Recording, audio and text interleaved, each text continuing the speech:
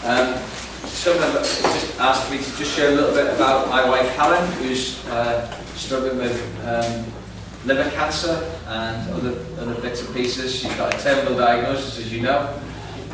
She is broadly doing quite well. So it's been 20 months or so. She has a scan on Monday. We have the results of that on next Friday, and then we'll see if the chemotherapy that she's having every 3 weeks is working. So far it's healthy and stable, but we're still believing for more than stable. We're believing for healing, and I have to tell you that we're still there. Living the tension of, promises that God we feel has spoken and then not being fulfilled, and also recognizing that some of those promises actually they work eternally. Yeah, amen. You know what I mean? Yeah. So we just live with that, and that's fine, but I'm still believing for the now. Yeah. And I think that's a good thing. And she's struggling this morning, our time. She's been in some pain today. So she's had to have some medical help today, which has been tough. And she's in it right now. So it might be good to pray. Would anyone like to do that? I will. Will you? I will. Thank you. Father, we just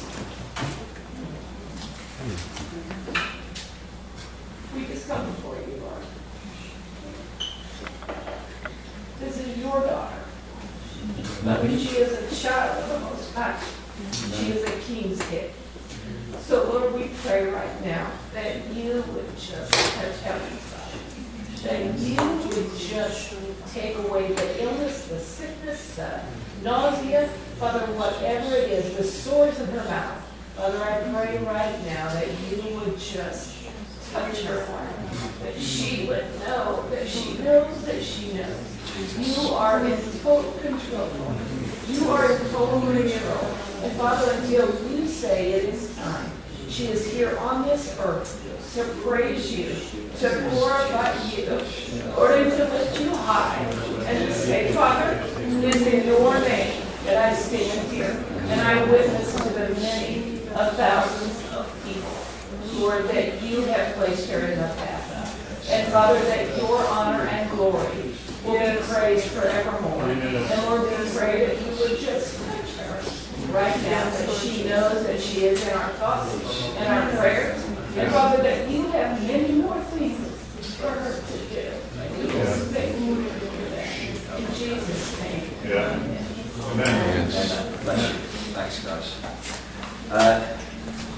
It's 20 past, and we're going to finish and have some lunch soon, okay? But not that soon. Because what you've just had a 3-course meal, like you really have that. I don't know what you think about what you just heard, but you should bottle that up and you should remember it, because that's what you got given there was important stuff that will keep us and hold us as a family for a long time. There's enough work as well in the implications of what Steve is bringing to keep us busy for a while. You know what I mean? There's but most of it was up here, wasn't it? It was just change, beginning to see our thinking beginning to change. I was just thinking about this room and how many meetings I've been in this room.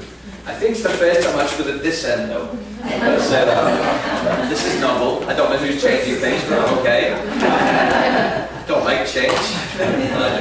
So bless you. But we've used these phrases. I want to talk about all of these things, so that it might be a bit clunky, but I do want to share a few things. I want to talk a bit about multiplication. That's what that's about, and that's what this is about. I'm sure you've seen these kind of things before.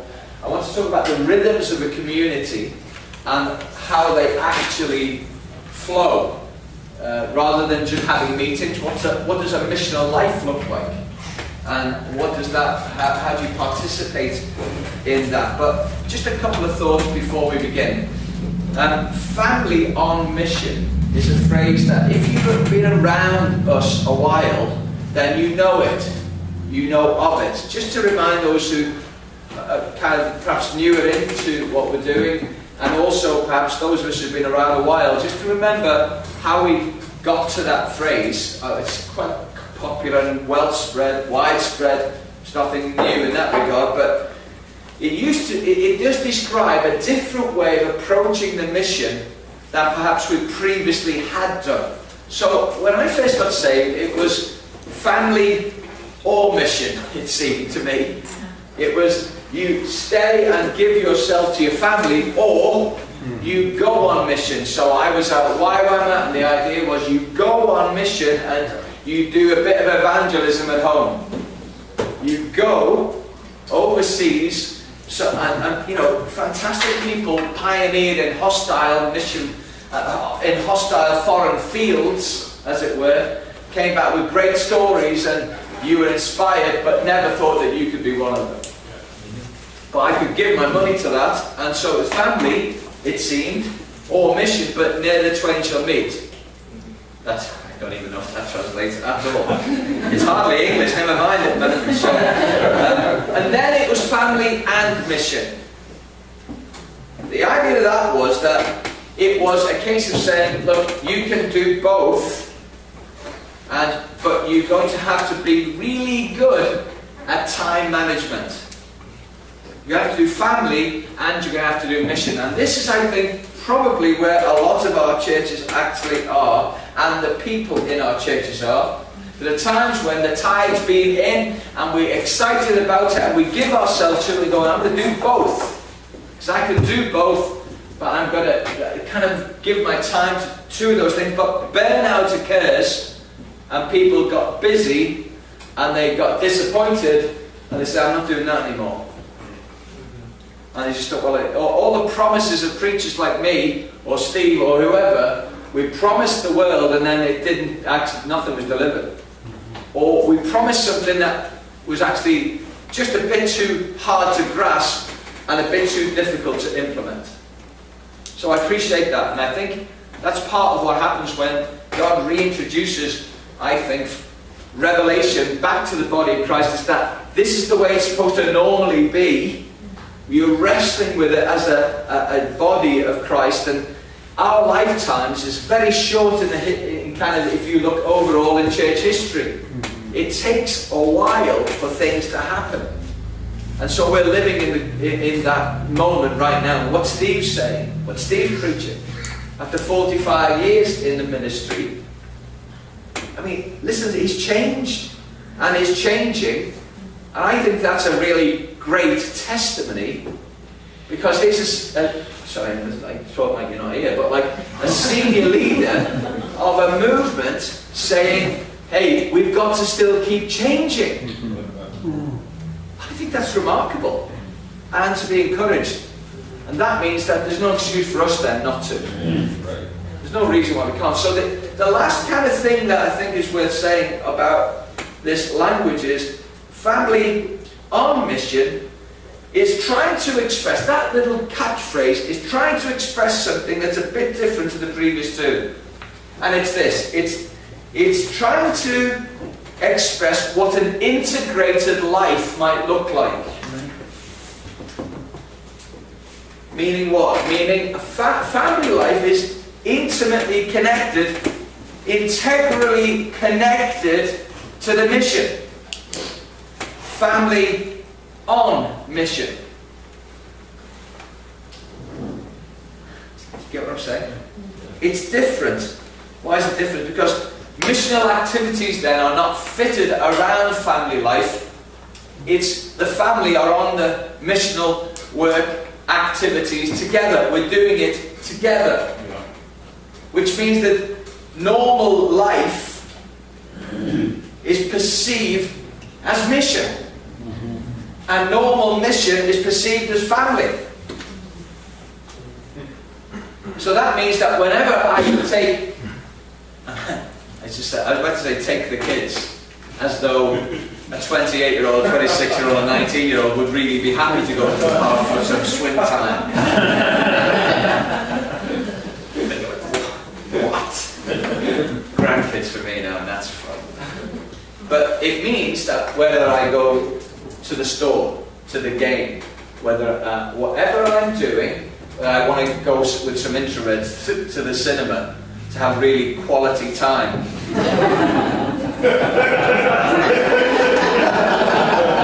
Apparently, afterwards. So it's like normal life can become the basis for mission rather than trying to set up events all the time. Events are useful, but it's not missional life. They're events, and they're useful. It's good to be able to do that. We'll come to those things in a moment. Does that make sense? So it's one life, it's an integrated life, and I think that level of integration takes the pressure off and ought to be giving us some peace. And perhaps even joy. Imagine that. Joy-filled Christianity. Wow. Okay, let's pray. It is possible, I want to tell you. It can happen. It is true. We cancelled some meetings the other week because a lot of our the women, single women and married women in our missional community said there's a fashion show on, all our friends will like it, and they said we would rather do that than have a Bible study. We went, okay, can we come? They said, absolutely not. So off they went and they served and they made this happen. They took their pals with them. They wanted to go and they went and they took their friends. It was great. Did anyone get saved? No, but about 4 or 5 people met 4 or 5 other people who were the friends of those other people. And there was just like this connection. Next time we put a barbecue on, which will be next Sunday, a week tomorrow, it wouldn't surprise me that all of those people will come. They'll get, oh, they say, I recognise you from the fashion show. That's right. And there'll be soccer games, Champions League games. There'll be things that you can. I'll just go and watch the game with my friends in a pub, and they'll bring their friends, and it's fine. It's not all about. It's not. I want to do that. I want Liverpool to lose. In a major way. He's a Liverpool fan.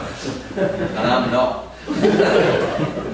So, but family is about, we're adopted into Christ's family. He is our elder brother.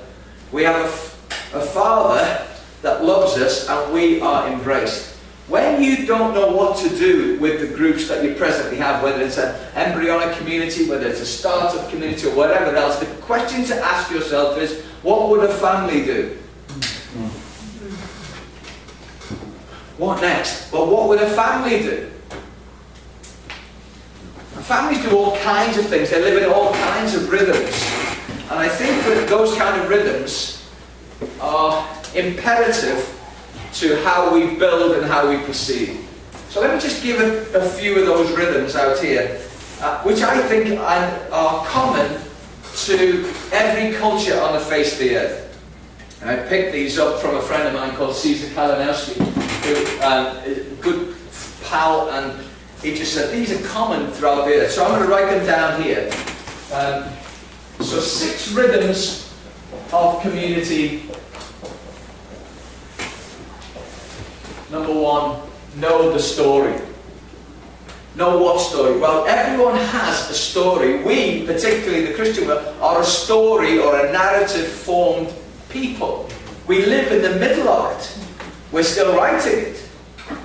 We are in the middle of it. So I think it's a good thing to make it a habit to know the stories of the people you're walking with.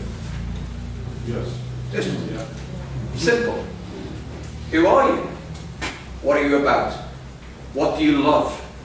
You know, those type of questions, you get to know people, and when people come into your context or your environment, it's pretty good to hear them out, give them the opportunity, because everybody wants to tell their story, to be honest, one way or another. They want someone to know. And for many people, they're not there. They don't get the chance because they don't have the context to do it.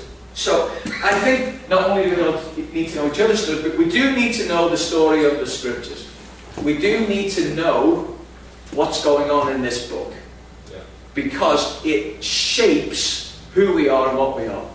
So I think a holistic approach to handling the scriptures is vital, because I think if you're not actually living in it, then you can just inject your own latest best idea and never be shaped by what the scriptures and a scriptural story-based community thinks. 2,000 years of Christianity's gone by before we get up on the stage. It would be useful to understand how others have read the text and let the text read us. Yeah? So I think that's a normal part of community life.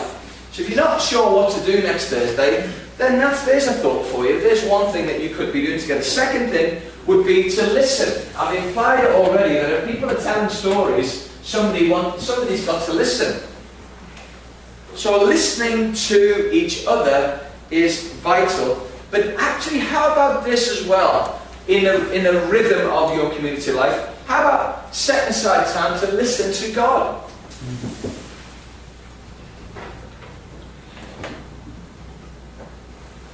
It's so obvious, it's almost doesn't bear saying, and yet we're so full of stuff to do or say or whatever that actually we can forget to actually shut up and listen to what He wants to say.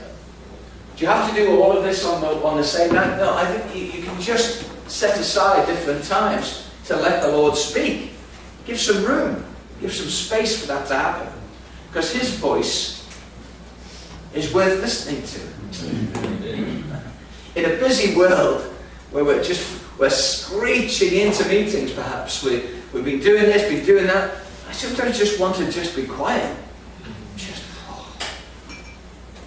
Somebody can lead us in and facilitate a time of reflection. Listen to each other. Listen to God. Let Him speak. A church in Antioch prayed and fasted, and they listened to God in the midst of their normal rhythm. I think the fasting and praying is normal for them. And in that, they listened and let God speak to them as a community. You may do that in your own devotional times as an individual, or when you're driving to a devotional time. What that means is when you're driving in a car going to work and you're late, and you're praying, God, get me there on time. It's more than that, really.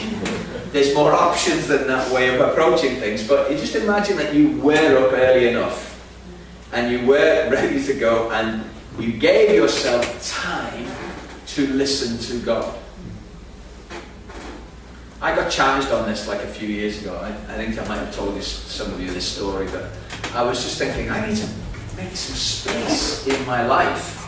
I need margins, and I need to live a more peace-filled existence. And so I was getting to meetings early, which was like, honestly, it was like a revival. So I was there one day. It was in the summer in England, and the sun was shining. You should be breaking out into applause. So that's what was going on. I was like, wow, this is a great day. So I'm about to meet a guy in a coffee shop just here. I'm standing outside, the sun is shining in the middle of Nottingham. I've got my sunglasses on. I'm kind of leaning back on something here, and I'm enjoying it. And then some kind of musician down the road here is playing Eva Cassidy, and it's a song I like, and I'm thinking, I'm early, the sun's shining, music's playing, this is just, thank you, Jesus. I want you to know, Lord, I'm available for you, but not that available really, because this is quite nice. And then I kind of opened my eyes, looked down, and I saw, or more heard, a woman shouting, "Oi, what do you think you're doing?" And then some finger pointing. It was definitely near somebody near me. Looking around thinking, boy, someone's in trouble here. And then she says, "What do you think you're doing?" And she was walking with purpose. This is walking without purpose. This is walking with purpose. It was the latter. So she was coming towards me at pace, shouting things like, "Are you happy with what you've done? Are you content with who you are?" I'm more like, existential questions. Am I happy? I'm just to what do I compare? You know, how do I measure that question? I've been happy. No, whatever. So, and she keeps coming, and she keeps coming, and she gets to the point where she's like, her finger is like right there. And she says, "Are you happy with what you've done?" I said, "Hey, look, I'm really sorry." I said, "Have we met?" Have we met? You were married to me for 22 years and you walked out on me 2 years ago. Have we met? I'm going, I wasn't. I haven't been married to you. I think I'm genuine. Stop being stupid and take those sunglasses off. She goes, "Whoa."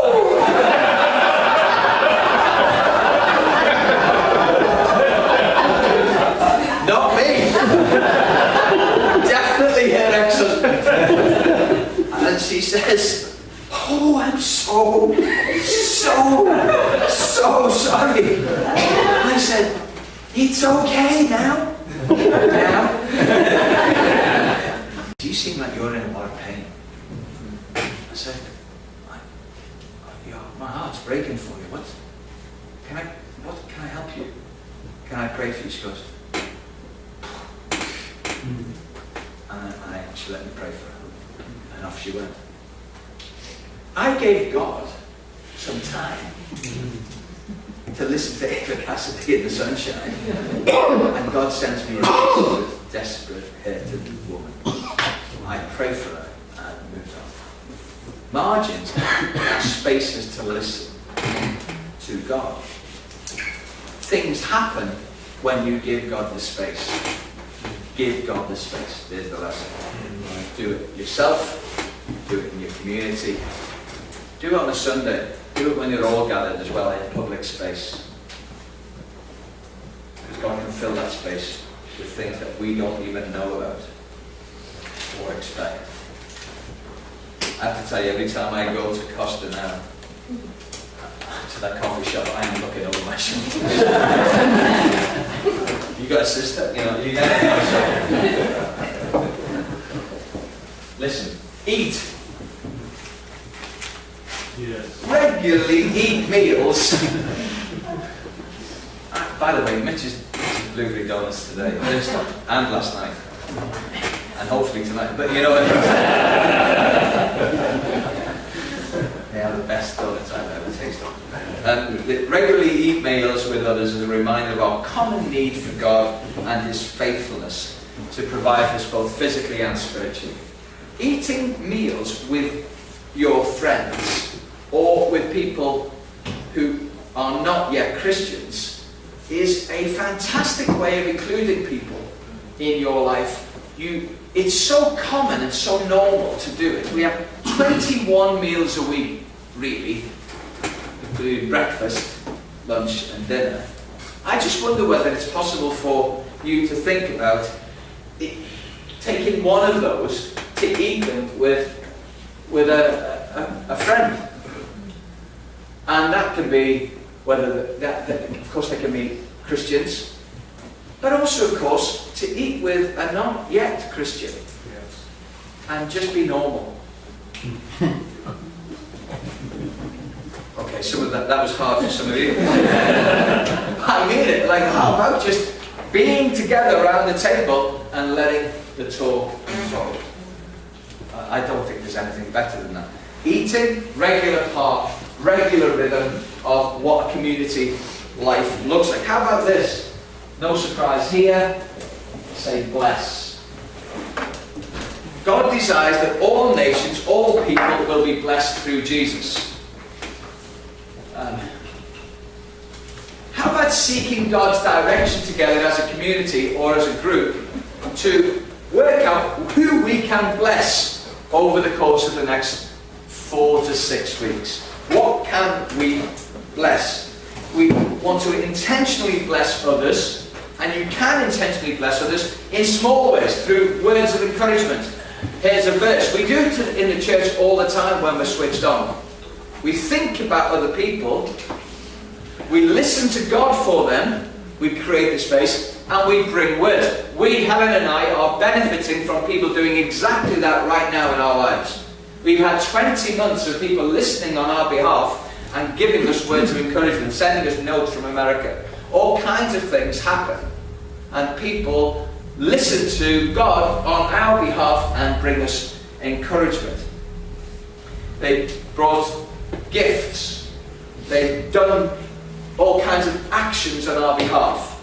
It's not that the church doesn't know how to do these things, we just don't know how to do them for unbelievers.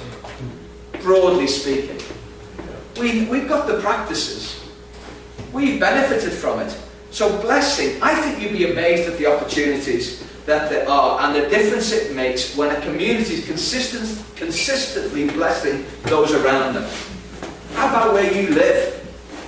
How about, it's going to be a bit tricky for where you are, Lucas, because you're like living on a church building. Like, bless those people in that church. So, but I really, just think about the people that you do know or you work with or whatever. How can I go a little bit differently this? How can I inject a bit of life into my workplace? Because if it's same old, people can say, well, they're faithful and they're good churchgoers.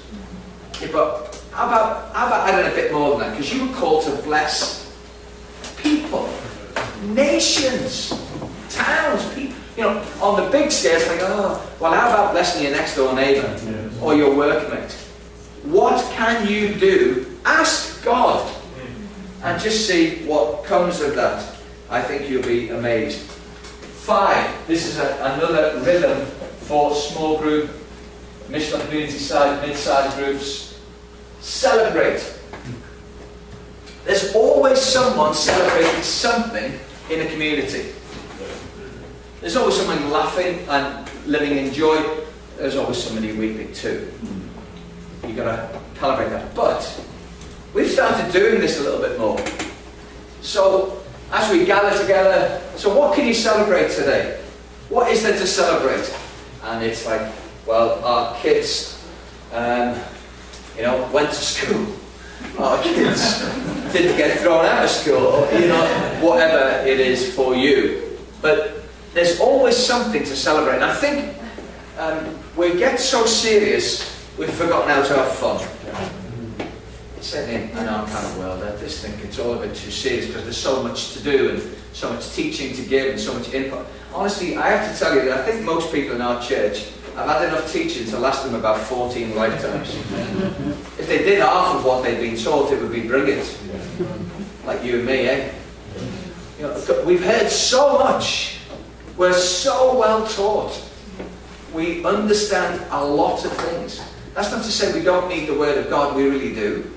Doesn't mean we don't need each other, we really do. Doesn't mean we don't need to worship, we really do. Doesn't mean we don't need to break bread together. Okay, you get it? But we are very, very well taught. Yeah. And then it's stunning when you then begin to talk to people who've just come to Christ and how little they know. And if you talk to a millennial, there's nothing.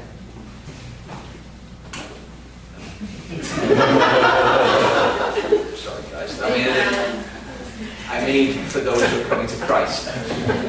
There's not much of a backstory to rely on. And you've got to start explaining things very, very simply. And then we still think, well, teachers ought to do that. Well, we can't have Steve Lucas do that for everybody. Because we think Steve's a teacher. Yeah, he's our teacher. He's still teaching us. And we're the best taught people on earth, pretty much. And he's still a teacher. How good is he? Pretty good. But we forget, and we think, well, I'm disqualified from that type of teaching because I'm not Steve Lucas. You missed the point. People out here live down these streets and around in this town who have no idea who Jesus is. They know a lot about religion. They've seen some bad workings out of things. They need you to be their teacher. I mean, thank God for the Holy Spirit. He's pretty good as a teacher. He's better than him. But he inspires you. He uses you. He will use you to just share these rhythms of life, the things that you know that are yours. You might not feel like you've got a grip from Genesis to Revelation on every move and every name and every date. But it doesn't matter. What you do know is you know the story. You understand where you are. Hey Jeff. Hey Andrea, how are you? Good to see you. You know the story. You know the beginning, pretty much about what happens in the middle, and then you know what happens in the end. That's more than the vast majority of people around you. You are being equipped to teach others. Why is this important? It's vital if you want to move from maintenance to mission. If you want us to stick at maintenance, then we'll just have Steve teach us for the rest of his days, because he'll always have something fresh. You'll always be able to learn something new. But if you want to go from maintenance to multiplication and missional life, then you have to take responsibility and say, do you know what? I might not be uber confident about everything, but this is what I do know. He's alive. He loves you, and he's got a purpose for your life. No, seriously. You're the ones who Steve's been equipping so that you could do it for somebody else. Last one, and then we'll move on to something else. Recreate. Recreation. Take time as a community to rest, play, create, perhaps restore some beauty in ways that display the gospel. Resting in Jesus' completed work on your behalf. This is, Sabbath, it can be a full day, I appreciate that, but it doesn't say anywhere that you can't share that Sabbath with other people. In fact, it's given so that you can share time and space to do and enjoy each other. We say, Sabbath's for my family. Sabbath for me has always been a case of I'm so busy, the rhythms of my life are so whacked out that actually by the time I get to the Sabbath or Saturday, Sunday's never been one, Saturday for me, then I'm so worn out that actually I just need to veg, chill out or something. And it's such a robbery of what it was meant to be. It was a day to engage with family. It was a day to look forward to it. It's like being on holiday every week. That was the idea. Put God in the middle of the family life and family rhythm and routine. Why not share that with others?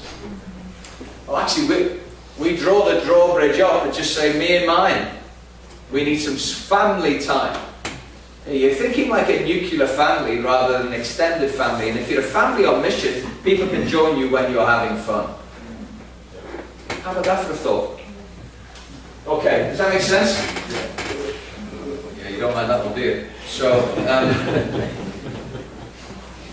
some thought there, because I think that actually matters. I think people often say, well, how's this thing supposed to work? Well, it works in normal ways. Don't just rely on a Bible study in your small group settings. I would break bread in there. I would while you're eating. I would make it normal to listen and eat together. I would make it normal to think about how can we bless our patch? What can we do for other people? What would it look like for us to do that? Too many stories to tell, but there's plenty to tell of how that works in practice. I'll just tell you one. I think one of the best things that have happened in a church that's kind of built on some of these principles is being to see how communities can take on board as an overflow a heart that God has for a particular neighborhood or people. And how, as this community had built together and got to know each other and got to relate together and done up worship and got to know each other in terms of community and served one another, that actually now they want to do the mission bit together, rather than I'll equip you to go into your world, and you all the best as you go into your world, try and lead someone to Jesus. God bless you. That's just old style. People think that works, but it kind of doesn't work very well. Because it's usually an individual who ends up doing it. You don't see the community.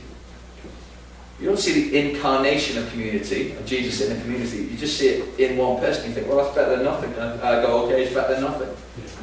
That's not quite what we're after, though. We're after a family on mission. And if we think of ourselves as an extended family, then why wouldn't they see all of us doing something together? So, the community I'm working with at the moment has had a heart, has grown into a heart for a local school. The parents and children of a high school right next door to where we meet. We didn't have a heart for this when we first started meeting. We had a heart for one another, for worship, for breaking bread and for eating. And we liked it. And then somebody joined us who was one of the management team of that school. This guy comes in and just starts to share about the school. And it's like, we join his heart. One of our guys then starts to volunteer, goes in there, starts volunteering. It's wonderful. Then he gets offered a job because they want to pay somebody to do the job he's doing for free. He applies, he gets the job. This is a good thing. So then, what happens next? We go back to them and say, look, we want to build a relationship. We see some dysfunctionality around the teenagers, and we see some dysfunctionality around their families. How about if we work together and try to do some mentoring for both teenagers and for parents? The first question they asked was, how much? We said, it's free. They said, when can you start? It's a high school, it's secular, but they've got a heart for their community, and they're saying, we want to partner with you. When can you start? And we say, September. Start the school year for us. We've then had to we're training up, we've got this thing that we use, a mentoring thing that we use, and that will kick in, and we'll have about 20 to 30 mentors working with families and teenagers. Now guys, none of those people if you'd asked them 9 months ago about working in a local school, they'd have said no chance. But that we have grown into that together, and now they're like people who you think, well, we're in our 60s, we can't do this missional thing. Yes, you can. They're now going to mentor people for 1 hour a week and just be a friend with purpose for them and help them fill in application forms if you're a teenager. Help them with working out their budget if they're adults, or working out how to handle the tensions that ordinary life throws up. Do you get it? I love the way that's developed, and it's possible to do it. So, look, those are the rhythms that are helpful. Why is this important? Well, just turn with you just for a moment to Genesis chapter 15, and I just want to show you something, say a couple of things about multiplication, and then we can move on. Have some lunch.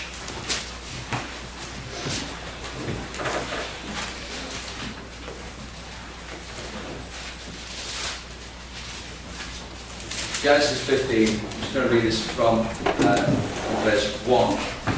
After this, the word of the Lord came to Abram in a vision. Don't be afraid, Abram. I am your shield, your very great reward. For Abram said, Sovereign Lord, what can you give me, since I remain childless, and the one who will inherit my estate is Eliezer of Damascus. Pause. Go back to verse 1. Look at what he's saying. God is saying, God is coming to Abram in a vision. That would be enough, wouldn't it? That would be exciting enough. Then he promises Abram, he says, don't be afraid, I'm your shield and your great reward. Thanks, God. What would you do? You'd be on your knees, you'd be praising God and being grateful. Thank you for meeting me, encountering me, and all the rest of it. What does Abram do? Verse 2. Abraham basically complains. Sovereign Lord, what can you give me? Since I remain childless, the one who will inherit my estate is a servant from Damascus. Thanks that you would be my shield. Thanks that you'd be my very great reward. Thanks for all that. But what can you give me when all I want is one kid? Because my servant's going to inherit everything you've given me already. So more blessing, much blessing. I don't care. I've got enough. All I want is one kid to hand it over to. Verse 3. And Abraham said, you've given me no children, so a servant in my household will be my heir. Then the word of the Lord came to him, this man will not be your heir, but a son who is your own flesh and blood will be your heir. And then he took him outside and said, look up at the sky and count the stars, if indeed you can count them. Then he said to him, so shall your offspring be. Imagine the scenario. I don't know how God got Abram outside. I think it might have been, okay, just come with me a minute. Yeah, we're going. We're going now. Little hand in the back. Okay, so outside he goes, and he says to him, look up. God, thank you for the blessing of my family. Thank you for the blessing of my home. Thank you for the blessing of my church. Thank you for the blessing. I'm still bored. Very grateful for salvation. Very grateful for eternal life. Very grateful for, the way that you healed me. I'm bored. I haven't got what I want actually out of this. I'm not quite sure.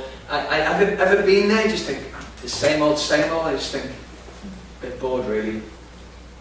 Abraham says it a bit more bluntly. I'm not happy.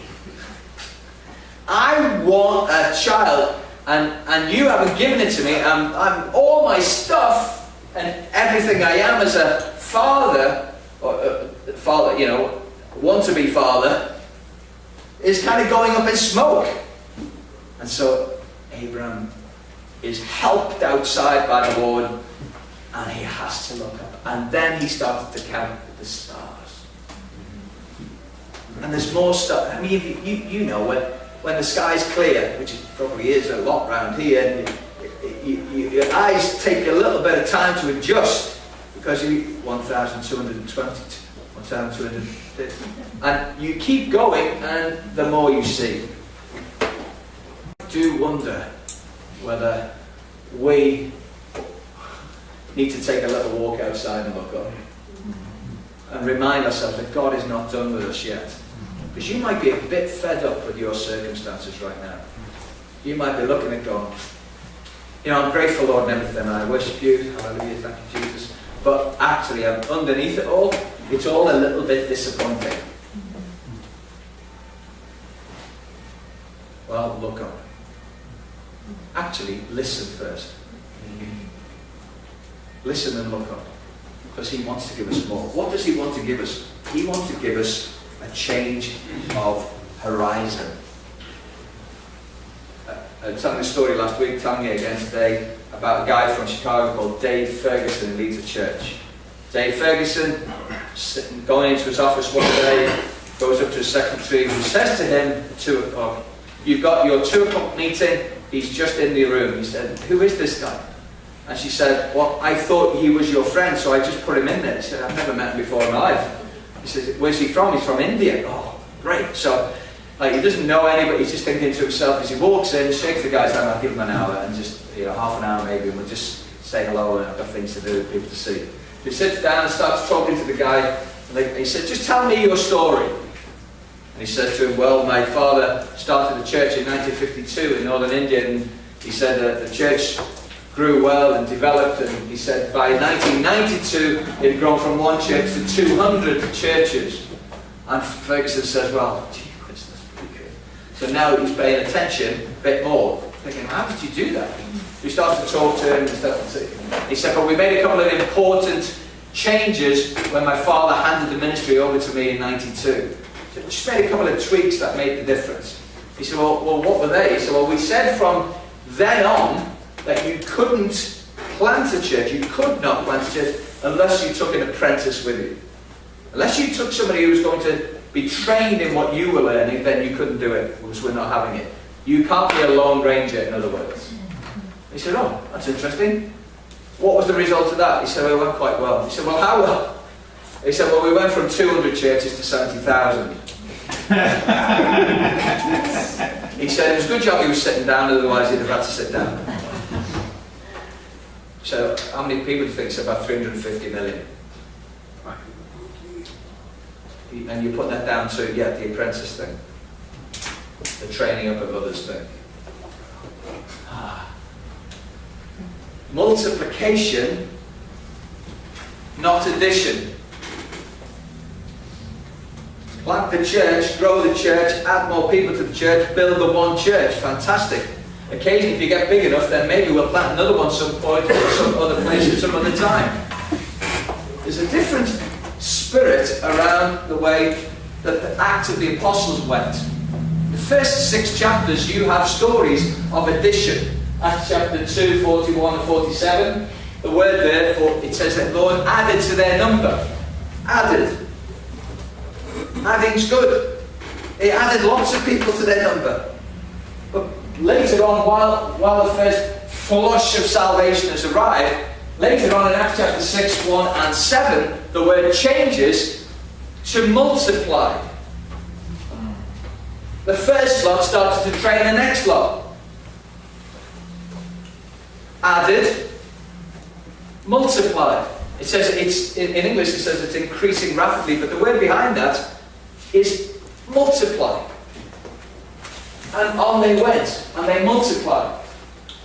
They multiplied because the first lot who got saved then actually invested in the next lot. So those disciples, Jesus' disciples, made disciples who then went on to make disciples. And then those disciples turned up in Antioch after the persecution in chapter 8, verse 1. So it went from multiplying disciples to multiplying churches. But if it's all about addition, then it's all about adding. In our world, fill the sanctuary. And if it's full, do another service. And if that's full, do another service. And if that's full, get a bigger building. Then fill the service. A sanctuary with another, and on you go. And that's the pattern. When in fact, actually, perhaps, there might be a different way to go about things. Which might be that you are to go and make disciples, not multiply services. 2 Timothy chapter 2. Just turn there, just so you know it's in the Bible and it's not me just making this up. 2 Timothy chapter 2, verse 2. I just want you to know, I think that this is the way that Paul operated, and he did it with Timothy. Verse 1. You then, my son, be strong in the grace that is in Christ Jesus. My son, family, love that. Spiritual son. Verse 2. And the things, listen, try imagining yourself, okay, David, come and be Timothy. So right here, I'm Paul, this is Timothy. And the things you heard me say in the presence of many witnesses, entrust to reliable people.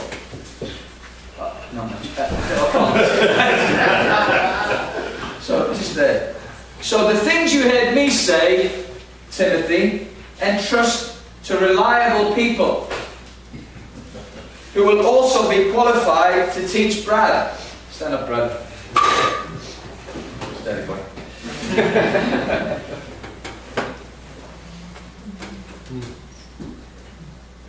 But right in his thinking is, I'm going to teach you things that Timothy, remember what I said in the presence of faithful witnesses.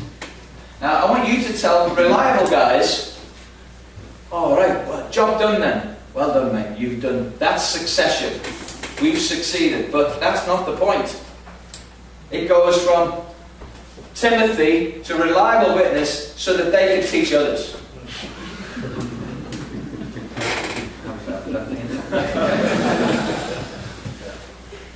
One, 2, 3, 4 generations And the idea was that it wouldn't stop with Brad. Don't let it stop with you, Brad. And it goes beyond Brad to more and more. It's not enough, therefore, to just populate one meeting, one church, as though that was the point. That's right. The point is to multiply disciples. The point is to make disciple-making movements who are full of... And the question then becomes, well, what did you say? And what did you say? It's not a game of Chinese whispers, because you want to go back to this guy after a while and say, what do you know? So you just want to check that he said, yeah, like, we believe in the fairy queen. Okay, lovely. A bit of a communication problems going on here. Let's get it back in. But if you communicate properly, then there's no end to this. If you commit to it. If you see the point as disciples making disciples, then we count that, invest in that. We don't just say this. You're doing worship on Sunday, you're looking after the sound, and you're on kids' work. Yeah. Thanks, Nick. I don't think that's what Paul said to them. I don't think what Paul was saying to Timothy. Remember what I said. Make sure you always have 2 on creche. That doesn't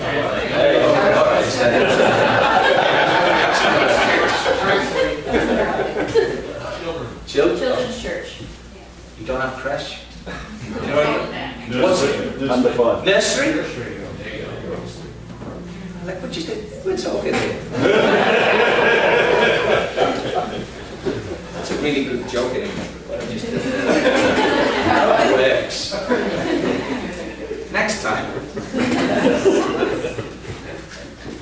Just imagine then that Timothy, very good, that they are multiplying, not just disciples, but disciples that multiply churches. We don't need that, we just need to make sure that Sunday's covered and that we do Bible study on Thursday and that Steve gives us what we need. We need to be fed more. I mean, if you get fed anymore, you'll just be like bloated Christians. How much do you need? Well, you always need something, but these guys know enough already because they have been equipped by Steve Lucas and others to go and tell some other people.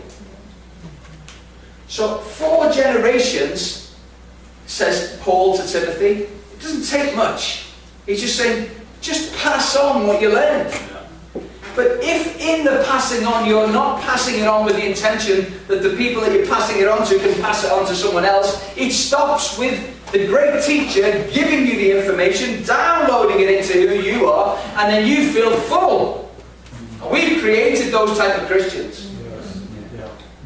There's no expectation. It wasn't part of the deal that we would pass that stuff on. I can't do it. Sorry, it's not just picking on you completely. But it's not fair entirely, really. Or me. But it's like, I can't do what he does. Therefore, I won't try. So, here's some rhythms that might help you. Timothy heard me say to reliable witnesses. Know the story. Listen, eat, whatever. Pass on. Here's the rhythm of life that we follow. Here's my way of life in Christ, he writes to the Corinthians. He said, I'm going to send my son Timothy to you so he can remind you of my way of life in Christ, because there's been a bit of a, here to here, there's been a bit of a problem and the message has got scrambled. So I'm going to send him back to you so that he can work it out with you and so you can get back on track. He's going to remind you what? Of my way of life. What was his way of life? It was a missional way of life. It was a Christ-centered life. It was a prayer-filled life. It was all the things that you see in the New Testament. And he says, like, go back there and sort it out. Make sense? The aim is different. The aim is multiplication of disciples. Thanks, boys. So how do you do that? Well, do it in all kinds of ways. You have to commit to not having an ad and volunteer culture. You have to commit to having a multiplied and leadership development culture. You get that? And volunteer culture, add one more, add another. Let's have an alpha, we'll add 3 more. That's all very well and good, but churches like that never encounter or consider that we could multiply what we do. So volunteers become the aim, because we need people to staff what we've already got. How about development of leaders so that they can go and lead in other contexts? Now you're multiplying what you have rather than just adding to the big thing. So, with this, we're not far from the end. We've got about 5 minutes? Okay. This is the model, I think, of how Jesus, you've seen this, guys, loads of you've seen it, but I want you to understand it now in the context that we talked about. Right? So, Jesus' model of leadership development and disciple making was very straightforward.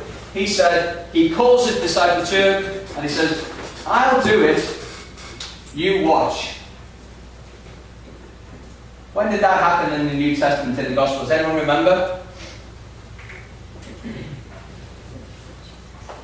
If you read, you just have to go back to the Gospels, have a look at it, and you'll see it right there, okay? I'm not going to teach it all, but I do, you watch. Here I go. Water into wine. Okay. That's pretty good. I do, you help. When did that happen? Exactly. So, Jesus is taking them on a journey. He's taking them from one place to another. He's showing them how, and they're going, wow, it didn't, because they had no conception of what he was talking about, no understanding of what he was saying, or what his project was, or his agenda. They didn't really get it. So now he's saying, look, I'll do this. I'm going to do miracles. I'm going to heal people. I'm going to proclaim good news. I do, you watch. Then I'll do it and you can help. So how many times have you preached or heard the preach? The miracle took place with the feeding of 5,000 in the disciples' hands. He gives thanks, gives the bread away, and it multiplies in their hands. And how many baskets was it they picked up? 12 baskets. And they only had how many? 5 loaves and 2 fish. So you don't feel like you've got that much to offer, Pat. Maybe we think, well, we haven't got that much to offer at English Lake or Cornerstone or wherever we come from. But actually, it might be the equivalent of 5 loaves and 2 fish. And it's still going to multiply in your hands if you give what you've got. Start giving away what you've got. Otherwise, why would God give you any more? Give what you've got. Start giving it away. I do, you help. And then round the corner, we get into the real crux of the matter. And this is the acid test, I think, in churches. Can pastors and leaders make the move round that corner? Because many can't. What we've got here is how a great deal of the church in the West works. I do, you watch. I do, you help. And if you're particularly good, you can buy into the vision of the great leader. He's a genius, and I need 50 helpers. I need 100 helpers. I need 10,000 help. I need 20,000 helpers, depending on the capacity of the great genius. Wow, our church is fantastic. Our pastor is just wonderful. Anyone come across that type of language? And it stops here, because that's the expectation of the Western church. That's the deal.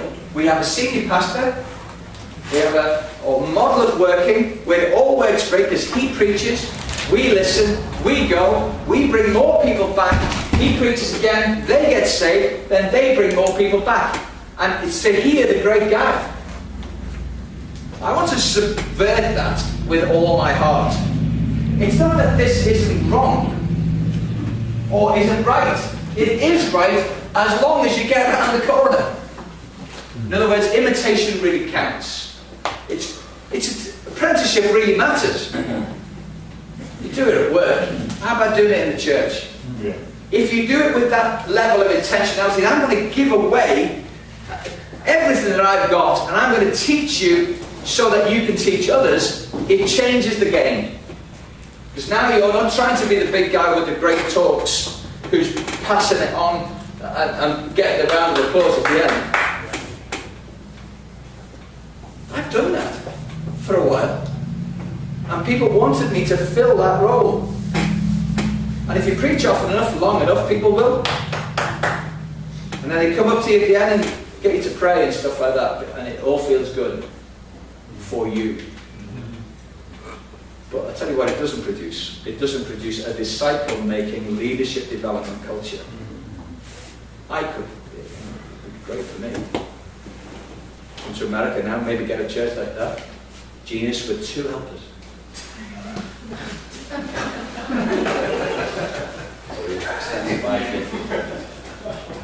But how about going around the corner? I do. Sorry, you do. Can't read? I do. That's why there's only 2. You, me, 3. Okay, you do, I help. How about getting to coaching? How about the ability to release people and then equip them so that Timothy can go to Corinth and sort stuff out?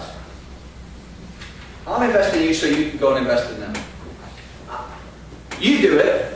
I'll coach you as you go. Why? Because I want my fruit to grow on other people's trees.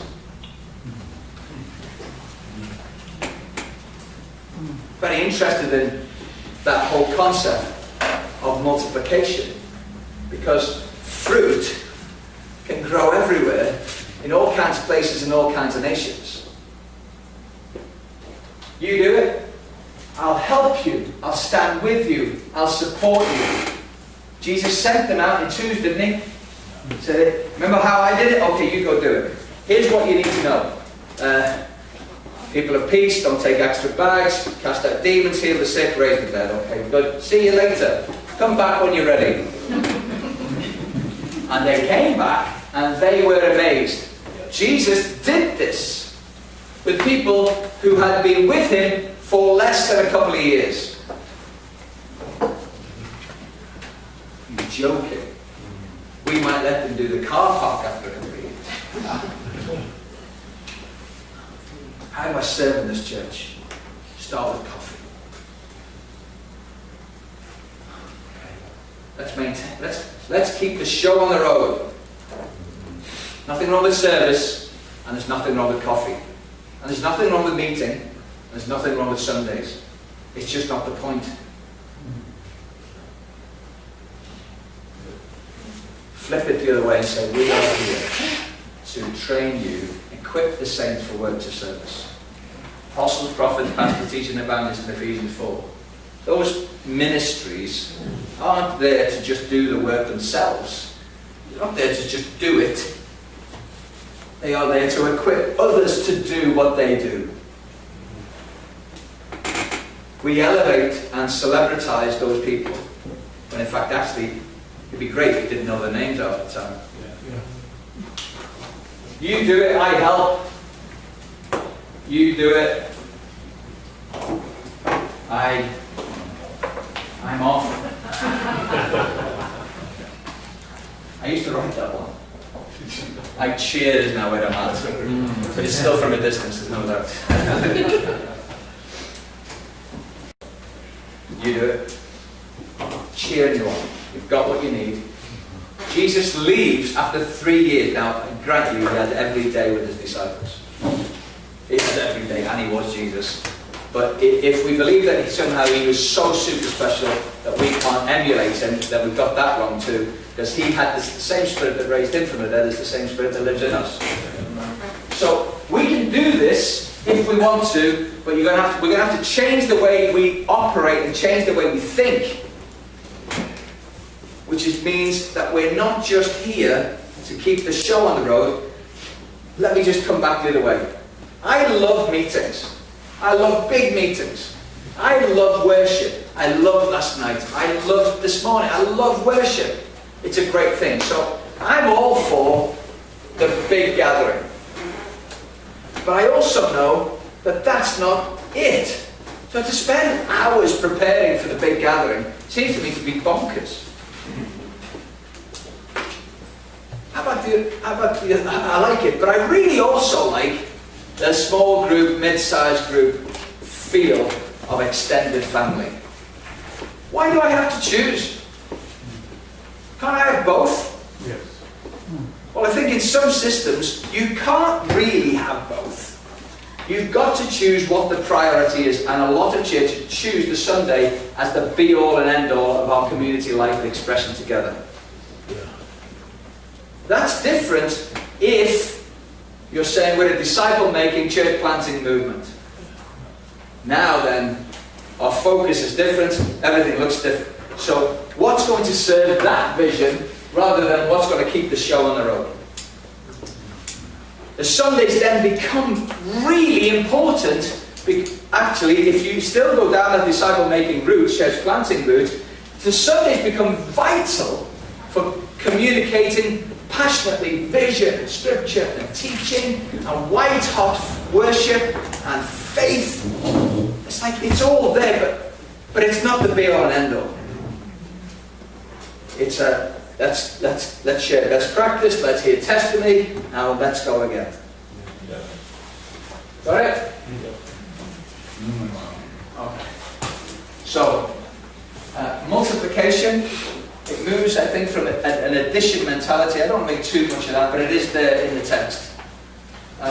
Rhythms of life of a community, all handy, all useful. There's all kinds of other things to do as well, but that's quite handy. I use that for our community. And then this thing here is, have you got an apprentice in what you're responsible for right now? Like, what are you leading? What are you responsible for, perhaps in the life of the church? Is there somebody that you're training so that they could do it if you weren't there?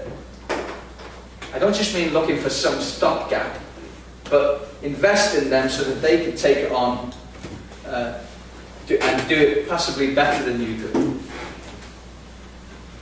That makes sense? I think we need to look at what we're doing in perhaps a different light and say, all right, how about that? What would that mean to start investing in people in that way? Okay, amen? Amen. Let's stand.